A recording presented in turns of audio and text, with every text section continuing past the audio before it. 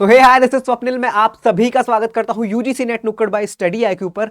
आज के इस सेशन में हम जानने वाले हैं GLOF यानी ग्लेशियर लेक आउटबर्स्ट फ्लड के बारे में। ये क्या होती है, कैसे कॉज होती है, क्या इसके कॉन्सिक्वेंसेस हैं और कैसे इसको हम मिटिगेट कर सकते हैं। आज के इस सेशन में हम यही सारी बातें जानने वाले हैं। ये जो टर्म GLOF है काफी ज्यादा न्यूज में बना हुआ है, लगातार डेली आप इसको न्यूज में देखेंगे। 14 अगस्त को जो किश्तवाड़ में अचानक से फ्लड आ गई, उसके पीछे का भी कॉज GLF को ही बताया जा रहा है। तो चलिए शुरू करते हैं अपने सेशन को। सबसे पहले समझते हैं कि ग्लेशियर लेक कैसे फॉर्म होते हैं। ग्लेशियर लेक बेसिकली, तो देखो, मैंने आपको एक वीडियो में बताया था कि टेक्टोनिक एक्टिविटीज की वजह से कुछ डिप्रेशंस क्रिएट हो जाते हैं हमारे माउंटेन पार्ट में। जब मैंने आपको नैनीताल वाला पार्ट, एक शॉर्ट वीडियो बनाया था नैनीताल के बारे में, मैंने वहां पे बताया था कि कुछ टेक्टोनिक एक्टिविटीज की वजह से हिमालय में कुछ डिप्रेशंस क्रिएट हो गए और इन्हीं डिप्रेशंस में धीरे धीरे जो ग्लेशियल का वाटर है, ग्लेशियल वाटर या फिर रेन वाटर, वो कलेक्ट होता रहा। और इसी कलेक्टेड वाटर से जो कुछ लेक्स बन गए, इनको ही हम ग्लेशियल लेक्स आज कहते हैं। इंडिया में बहुत बहुत सारे ग्लेशियर लेक है। मेनली जो काराकोरम रेंज और हमारे ग्रेट हिमालयस के बीच वाला पार्ट है, वहाँ पे बहुत सारे ऐसे ग्लेशियर लेक पाए जाते हैं। आने वाली स्लाइड्स में हम देखेंगे कि इंडिया में कम से कम 7500 से ज़्यादा ग्लेशियर लेक हैं। और जो हमारा सिक्किम का पार्ट, सिक्किम का रीजन है, या फिर जो हमारा उत्तराखंड और हिमाचल का रीजन है, ये बहुत ज़्यादा प्रोन है ग्लेशियर लेक आउटबर्स्ट फ्लड से। ठीक है, तो एक जस्ट इमेजिनरी एक डायग्राम को ड्रॉ करते हैं। इमेजिन करो कि ये एक माउंटेनस रीजन है, एक स्लोप, एक वैली है, और इसके बीच में एक डिप्रेशन सा क्रिएट हो गया है जब कभी इसका फॉर्मेशन हुआ होगा। और इसके चारों ओर बहुत ऊंचे ऊंचे से ग्लेशियल लोडेड माउंटेन्स है। Just imagine for a second. और हमें पता है कि जैसे जैसे ये ग्लेशियल मेल्ट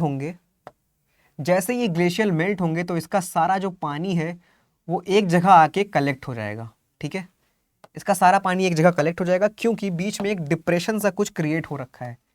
यहां मैं आपको डिप्रेशन का कुछ दिखा देता हूं। अब ये जो बीच वाला पार्ट है, जहां पे मैं कह रहा हूं कि बहुत सारा ग्लेशियल वाटर कलेक्ट हो चुका है, इसी को बेसिकली बोलते हैं ग्लेशियल लेक। ठीक है, तो ग्लेशियल लेक क्या होता है, आइए इसको अब जरा यहां पे लिख देते हैं एक बार। So this is what, this is a glacial lake. Glacial lake कैसे फॉर्म हुआ है, डिप्रेशन क्रिएट जो हुए थे, डिप्रेशंस क्रिएट हुए थे due to tectonic activities.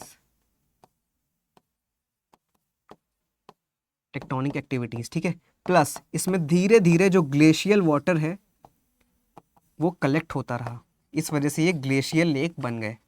Example इसका मैंने आपको नैनीताल या भीमताल बताया था। अब हम ये भी जानते हैं जहां कहीं भी लेक्स होते हैं तो जो लोग होते हैं इनसे कुछ स्ट्रीम्स को क्रिएट करेंगे और इन्हीं स्ट्रीम्स के अगल बगल वो रहना शुरू कर देते हैं, यानी कुछ सेटलमेंट्स हो जाते हैं शुरू यहाँ पे इन्हीं स्ट्रीम्स के अगल बगल, ताकि वो एग्रीकल्चर कर सकें और अपना जो अगर वो पशुपालक हैं, अगर वो हर्डिंग करते हैं, एनिमल हंटिंग करते हैं, तो भी वो लोग स्ट्रीम्स के अगल बगल ही रहना पसंद करते हैं, क्योंकि because of the availability of water basically.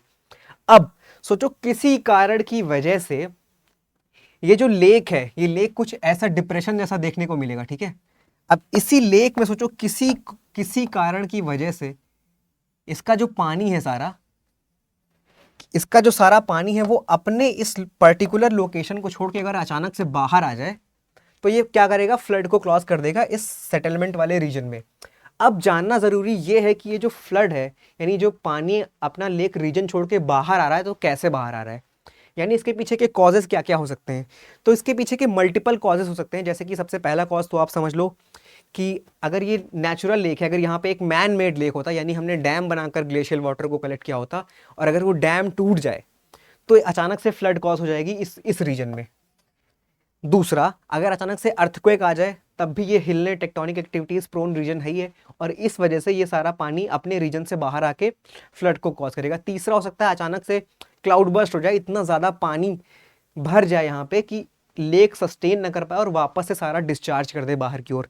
चौथा, इसके पीछे का रीज़न ये भी हो सकता है कि जस्ट इमेजिन पहाड़ों से बहुत ज़्यादा जो ग्लेशियर्स हैं और एवलांचेस आके अचानक से इसमें गिर जाएं, इसमें गिर जाएं और ताकि यहाँ का जो पानी है वो बाहर डिस्चार्ज कर जाए।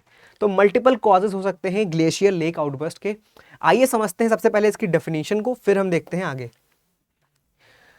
तो यही लिखा है कि a glacial lake outburst flood is caused by sudden collapse of a natural या फिर dam containing a glacial lake, जिसमें ग्लेशियल वाटर कलेक्ट है, ऐसा कोई पर्टिकुलर लेक, चाहे वो मैन मेड हो या फिर नेचुरल हो, अगर वो कोलैप्स हो जाता है और कोलैप्स होने की वजह से जो वाटर है वो डाउन स्ट्रीम फ्लो करता है, यानी नीचे की ओर फ्लो करता है, water to flow downstream leading to disastrous flood.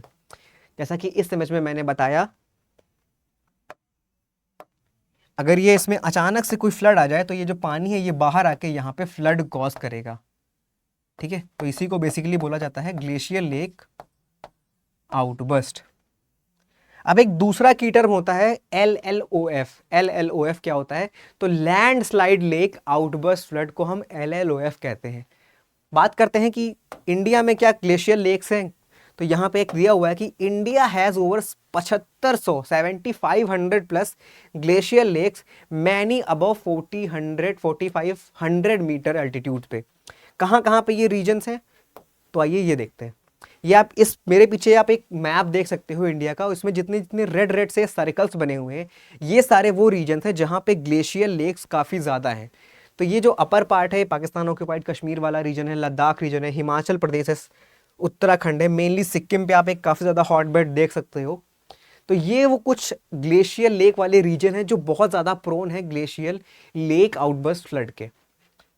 अब आइए बात करते हैं इनके कॉजेज क्या है। मैंने बताया कि क्या क्या कॉजेज हैं। सबसे पहला कॉजेज यही है कि आइस और स्नो का अवलॉन्च हो जाए, यानी पहाड़ों पर से, ऊंचे ऊंचे पर्वत से बहुत ज़्यादा आइस जाके डिपॉजिट हो जाए किसमें? लेक में। तभी लेक जो होगा वो बाहर डिस्चार्ज हो जाएगा उसका सारा पानी और फ्लड को कॉज करेगा। दूसरा, अर्थक्वेक, शेकिंग की वजह से डैम्स वगैरह टूट जाते हैं जिससे पानी बाहर आ जाता है। तीसरा, rapid glacier melting due to global warming. हमें पता है कि धीरे धीरे क्लाइमेट चेंज होता जा रहा है।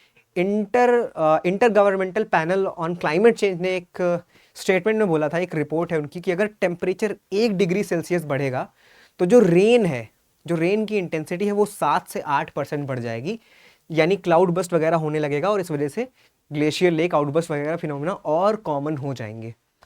तीसरा, लैंडस्लाइड एवलांचेस जैसा ही, और चौथा एक है क्लाउड बस्ट। क्या है क्लाउड बस्ट ये भी हम आगे देखेंगे। तो ऐसा अचानक से फ्लड आ जाना, ये ग्लेशियर लेक आउटबस्ट होने की वजह से, ये किश्तवार जो अभी रिसेंट फ्लड आई है किश्तवार में, ये वहीं से मैंने इमेज उठाई है, किश्तवार फ्लड इन किश्तवार। अब आइए बात करते हैं इसकी कुछ कैरेक्टरिस्टिक्स के बारे में कि ये जो फ्लड आ रही है तो कैसी फ्लड है। तो फ्लड, पहली बात तो एकदम सडन फ्लड है, अचानक से। So it is sudden and short lived flood but very dangerous, very catastrophic. ठीक है, और बहुत ज़्यादा हाई डिस्चार्ज होता है, यानी बहुत ज़्यादा अमाउंट में वाटर अचानक से आके बस चीज़ों को तहस नहस करके चला जाता है। दूसरा, peak flow much larger than a normal river flow. इसका क्या मतलब है? इस डायग्राम में आप ध्यान से समझो, ये जो मैंने एक ब्लू कलर की स्ट्रीम बनाई थी, इसमें जितना भी नॉर्मल पानी बह रहा होगा, जब ग्लेशियर लेक आउटबर्स्ट होता है तो नॉर्मल अमाउंट से बहुत ज़्यादा पानी सिटी की ओर या फिर सेटलमेंट की ओर बढ़ता है और फ्लड को कॉज करता है बेसिकली। इट कैन ट्रांसपोर्ट बड़े बड़े से पत्थर, boulders, debris and sediments along with itself. इस इमेज में आप देख सकते हो इसने बहुत ज़्यादा डेब्रीज, पत्थर और बड़े बड़े घर तक को खुद के साथ बहा के ले जाता है। तो ये इसके कुछ बेसिक कैरेक्टरिस्टिक्स हैं। अब आइए बात करते हैं, एनडीएमए ने कुछ गाइडलाइंस दी हैं कि कैसे इसको हम रोक सकते हैं। तो सबसे पहला तो यही है कि हम ऑब्जर्व करें, मॉनिटर करें कहाँ पे ग्लेशियर लेक्स हैं with the help of satellites, वहाँ की हम प्रोनिंग करें, डिजास्टर प्रोन एक पॉलिसी मेकिंग करें। दूसरा है डेवलप करें अर्ली वार्निंग सिस्टम, यानी अगर ऐसे कोई सिचुएशन आती है जहाँ पे हम जान सकते हैं कि अभी अर्थक्वेक आने वाला है और ये अर्थक्वेक कितनी इंटेंसिटी का है, तो हम पहले से ही वहाँ के लोगों को वार्न कर दें ताकि वो लोग दूसरी जगह मूव कर जाएं। तीसरा सबसे अच्छा उपाय तो यही है कि जो लोग भी इन रीजन्स के आसपास रह रहे हैं, जो मैंने सेटलमेंट यहाँ पे बनाया था, इन लोगों को यहाँ से पहली बात ऐसी जगह पे घर बनाने ही ना दिया जाए जहाँ पे जो डिजास्टर प्रोन रीजन है। तीसरा, कुछ इंजीनियरिंग एक्टिविटीज कर सकते हैं, जैसे कि मल्टीपल स्ट्रीम्स को डेवलप कर सकते हैं, ड्रेनेज को और बेटर कर सकते हैं। और बात आती है कम्युनिटी प्रिपेयर्डनेस की, यानी अगर फ्लड कभी आ भी जाती है ऐसे ग्लेशियर लेक आउटबर्स्ट की वजह से, तो हम कम्युनिटी को प्रिपेयर करें कि वो दूसरों की हेल्प कर सकते हैं, उसको मिटिगेट कर सकते हैं और इवैक्यूएशन के लिए प्लान्स को प्रिपेयर कर सकते हैं लोकल गवर्नमेंट से मिलकर। ठीक है, तो ये था हमारा आज का सेशन। आज हमने जाना ग्लेशियर लेक आउटबर्स्ट फ्लड के बारे में। So see you guys in my next video.